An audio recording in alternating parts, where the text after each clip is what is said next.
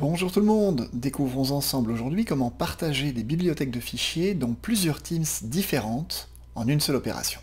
Si je suis professeur d'un même cours dans plusieurs classes, c'est un peu embêtant pour moi de toujours devoir copier mes fichiers dans la bibliothèque de fichiers numéro 1, dans la bibliothèque de fichiers numéro 2, dans la bibliothèque de fichiers numéro 3, et ainsi de suite. Et peut-être le plus embêtant, c'est que si je fais une mise à jour sur un de mes fichiers en termes de contenu, je dois répliquer cette mise à jour dans plusieurs Teams classes. En ouvrant SharePoint, je vais avoir la possibilité de créer un site SharePoint. On va créer un site et dans mon exemple, je vais partir sur un site d'équipe. L'idée, c'est que je vais créer un espace numérique dans SharePoint où je vais déposer les documents et les ressources liées à mon cours, et je vais lier cet espace virtuel à différents Teams.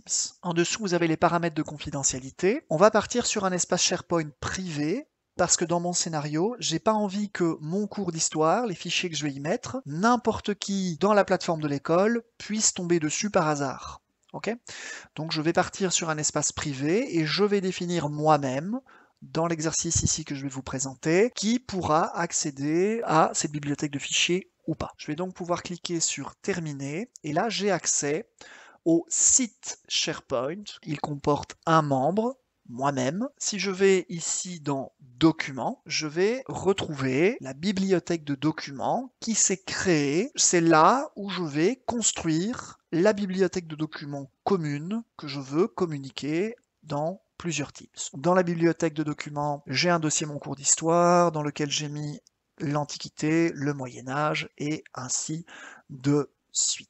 Il faut que j'identifie les Teams où je vais vouloir partager cette bibliothèque de documents. Il faut que je repère la liste simplement des classes qui auront le droit d'accéder à ces fichiers. Je vais aller ici dans les réglages du petit pignon en haut de SharePoint. Je vais pouvoir régler les autorisations de site. En termes de partage de site, pour les modalités de partage, je vais pouvoir régler que seuls les propriétaires peuvent partager les fichiers, les dossiers du site. Ça évitera que des élèves puissent disperser aux quatre vents des ressources. Les demandes d'accès, à la limite je peux les désactiver, c'est-à-dire qu'il n'y aura personne qui pourra demander accès à ces fichiers par un formulaire électronique, en dehors des gens que je vais autoriser. À ce niveau-là, il va m'être possible également donc d'inviter ou de partager ce site avec certaines personnes. Ici, je vais devoir chercher dans l'annuaire les Teams classes avec lesquelles je vais vouloir partager ce site. C'est comme ça que je vais leur donner l'accès à cette bibliothèque.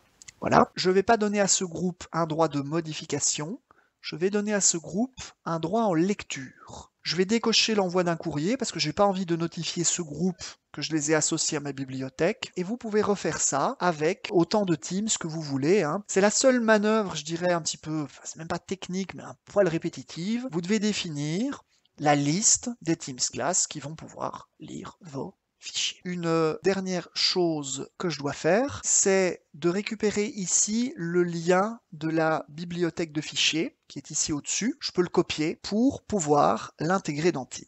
Et donc maintenant, je vais aller dans cette première classe, et je vais appuyer sur plus, et là, je vais utiliser un bouton qui s'appelle Bibliothèque de documents SharePoint.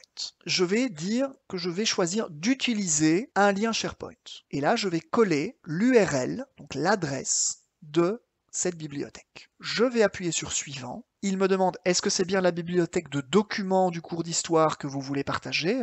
Oui, c'est bien ça que je veux sélectionner. Et je vais appuyer sur Suivant. Pour terminer, le bouton qui va se créer dans mon Teams va porter un nom. Et là, je pourrais l'appeler Bibliothèque de documents. Et vous faites Enregistrer. Vous avez un nouveau bouton que vous pouvez positionner, et là, votre bibliothèque de documents vous permet de retrouver la structure, on retrouve bien les mêmes ressources. Et maintenant, je vais par exemple me mettre dans ce Teams-ci, je vais créer un nouveau document, je vais faire créer, ce document existe bien ici, je vais quitter cours de potions, je vais retourner dans les 4e F Sciences, je vais dans la bibliothèque de documents, je vais dans le cours d'histoire, je vais dans l'Antiquité, et j'ai bien une bibliothèque de fichiers commune à autant de Teams classes que je veux, qui va me permettre une gestion centralisée.